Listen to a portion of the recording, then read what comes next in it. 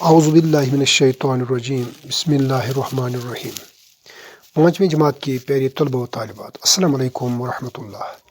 پیارے طلبہ و طالبات، ایک بار پھر میں آپ کو اردو کی اس کلاس میں خوش آمدید کہتا ہوں۔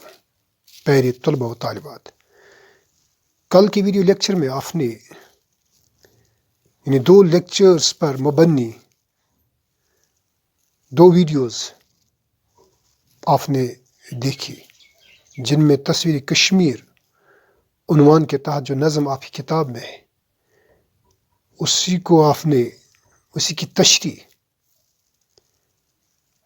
آپ نے اس میں سنی۔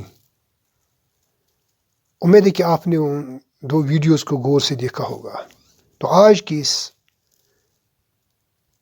تصویر کشمیر عنوان کے تحت جو نظم ہے، اس کا آخری ویڈیو ہے جو کہ مشق پر مبنی ہے، یعنی ایکسرسائز پر مبنی ہے۔ تو آئیے ہم سیدھے اس کی ایکسرسائز کی طرف جاتے ہیں۔ پہلا سوال ہے یہاں پر پیارے طلبہ و طالبات، نظم کے پہلے بند میں شاعر نے کشمیر کو کس کی سرزمین کہا ہے؟ یہ سوالات کے جوابات میں نے لکھ کر رکھے، آپ اپنے موبائل فون کی اسکرین کی طرف دیکھیے، لیکن ساتھ ساتھ ہی سمجھنے کے ساتھ ساتھ اس کو اپنی کاپی پر بھی، نوٹ بک پر بھی لکھیے، تاکہ آپ کو آسانی ہوگی امتحان کی تیاری کرنے میں۔ تو اس کا جواب ہے، نظم کے پہلے بند میں شاعر نے کشمیر کو اولیاؤں، عارفوں، عابدوں، ادیبوں، شاعروں، مسجدوں اور مندروں کی سرزمین کہا ہے۔ دوسرا، شاعر کیوں کہتا ہے کہ گلمرگ کشمیر کی جان ہے؟ جواب، کیونکہ گلمرگ کی خوبصورتی کو دیکھنے کے لیے بہت سے سیاح لوگ آتے ہیں، جس سے وہاں کاروبار کرنے والے لوگوں کو بڑا فائدہ ہوتا ہے اور وہ کافی پیسہ کماتے ہیں، اسی لیے شاعر نے اسے کشمیر کی جان کہا ہے۔ جھیل ڈل میں کون سے خوشنما نظارے پائے جاتے ہیں؟ جواب، جھیل ڈل میں رنگا رنگ کشتیاں اور خوبصورت کنول کے پھول پائے جاتے ہیں۔ چوتھا سوال،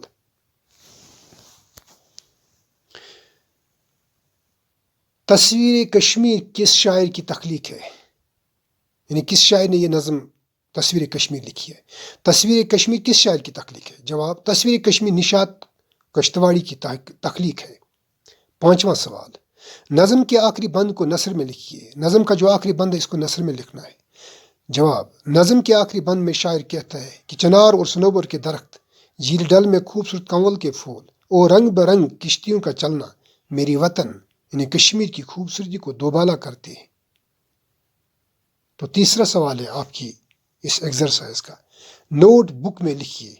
یہ جو نیچے یہ پیراگراف دیا ہوا ہے، اس کو پیارے بچوں آپ نے نوٹ بک پر لکھنا ہے، صاف صاف لکھنا آپ نے اس کو خوش خط کے ساتھ اپنی نوٹ بک پر۔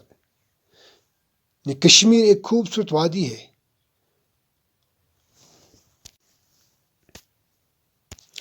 لوگ اس سے دنیا کی جنت کہتے ہیں۔ یہاں پر بڑے بڑے اولیاء، عابد اور عارف پیدا ہوئے ہیں۔ یہ ادیبوں اور شاعروں کی سرزمین ہے۔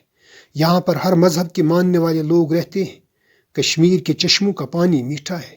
کوکرناگ، چشمہ شاہی، شالیمار، نشاط اور گلمرگ یہاں کے خوبصورت صحت افزا مقامات ہیں۔ چوتھا سوال، مثال دیکھ کر خالی جگہوں کو پر کیجیے۔ یہاں مثال دی گئی ہے، یعنی آگے بریکٹ میں عارف ہے تو جملہ ہے پیچھے کشمیر عارفوں کی سرزمین ہے، یعنی عارف کو واو اور نون گنا بڑھا کر عارفوں، اس طرح دوسرے الفاظ کا بھی آپ نے اس طرح واو اور نون گنا بڑھا کر کرنا ہے، یعنی جمع کے ساتھ ان الفاظ کو لکھنا ہے۔ کشمیر ڈیش ڈیش کی سرزمین ہے، عابد لکھا ہوا ہے یعنی عابدوں کی سرزمین ہے۔ کشمیر ڈیش ڈیش کی سرزمین ہے یعنی عالم لکھا ہوا ہے، عالموں کی سرزمین ہے۔ اس طرح کشمیر ڈیش ڈیش کی سرزمین ہے، شاعروں کی سرزمین ہے۔ کشمیر آبشاروں کی سرزمین ہے، کشمیر چناروں کی سرزمین ہے۔